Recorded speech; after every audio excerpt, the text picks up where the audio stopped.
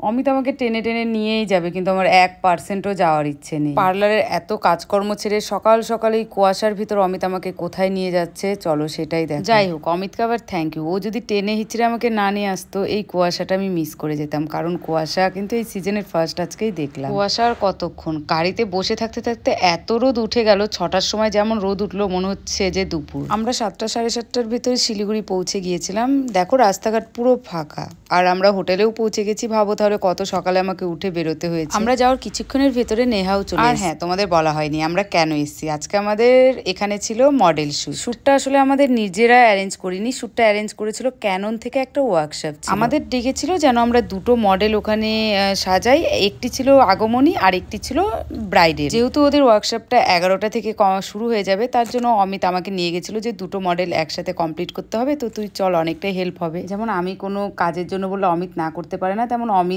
বলেছে আমি না করবো, এটা তো হতেই পারে না। তাই পার্লারের সব কাজকর্ম বাদ দিয়ে আমি চলে গেলাম অমিতের সাথে। নেহা, ঈশিতা এদের সাথে অনেকবারই সামনাসামনি দেখা হয়েছিল, কিন্তু ওদের সাথে কাজ এই আমাদের প্রথমবার। কিন্তু যখন কাজ করছিলাম মোটেই মনে হচ্ছিল না যে প্রথমবার ওদের সাথে কাজ করছি।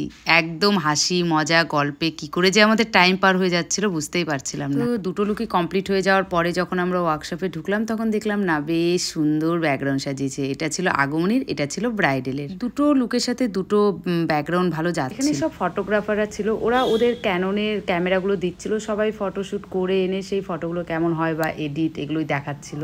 অমিত নিয়ে ঈশিতাকে 1 কাপ চা দিল, যে ও তখন থেকে দাঁড়িয়ে শুট করছে, একটু চাটা খেয়ে। শুট হতে হতে ভাবলাম মিডিলে তো অনেকটা টাইম বাকি আছে, একটু মার্কেটে গিয়ে কিছু পার্লারের জিনিস কেনাকাটার আছে। উড়ে বাবা এত গরম, মনে হচ্ছিল যেন পাঁপড় ভাজা হয়ে গেলাম। তো পাঁপড় ভাজা হয়ে ফিরে এসে এবার ওদের সাথে ফাইনাল দেখা করতে এবার বাড়ি যাওয়ার পর ওরা বলছিল যে পুরো প্রোগ্রামটা থেকে আমাদেরও থাকার ইচ্ছে ছিল, কিন্তু অমিতের আজকে রাতেই ট্রেন ছিল, কালকে ওর কলকাতা মেকআপ আছে, আর আমার পার্লারে প্রচুর ভিড়। 3টে অলরেডি স্ট্রেটনিং এর কাজ, আর নেয়া আমাদের লিফট অব্দি ছাড়তে এসছে। যাই হোক, খুব দুঃখের সাথে বাড়ি যাচ্ছি। আমাদের ক্যাননের ওয়ার্কশপ থেকে এই টিফিনটা দিয়েছিল। আর দেখো কি গরমটাই না ছিল ওদিন, দুজন মিলে এমন ঘাম ঘেমেছি। তো এই গরমে আমার বাড়ি আসতে আসতে একটু লেট হয়ে গিয়েছিল। তারপরে এসে ফাইনালি 3টে স্ট্রেটনিং ছিল। উষারা অনেকটাই কমপ্লিট করে নিয়েছিল, কিন্তু আমি আসার পর আবার কাজে লেগে পড়ি। তো গরমে এসে মনে হচ্ছিল কি একটু ঘুমাই, কিন্তু তা না করে আমি রাত 10টা অব্দি টানা আবার হেয়ার স্ট্রেটনিং, আবার সাথে ছিল তোমার ক্যারাটিন, সমস্ত কাজগুলো করলাম। আমি একা করিনি, উষারাও সাথে ছিল, কিন্তু আমাকেও আর দাঁড়িয়ে থাকতে ভালো লাগছিল না। যাই হোক, ফাইনালি এই কাজটা আমাদের 9:30টার সময় কমপ্লিট হয়। আমার মনে হচ্ছে আজ ঘুমোলে মনে হয় একবারে 3-4 দিনের জন্য টানা ঘুমোবো।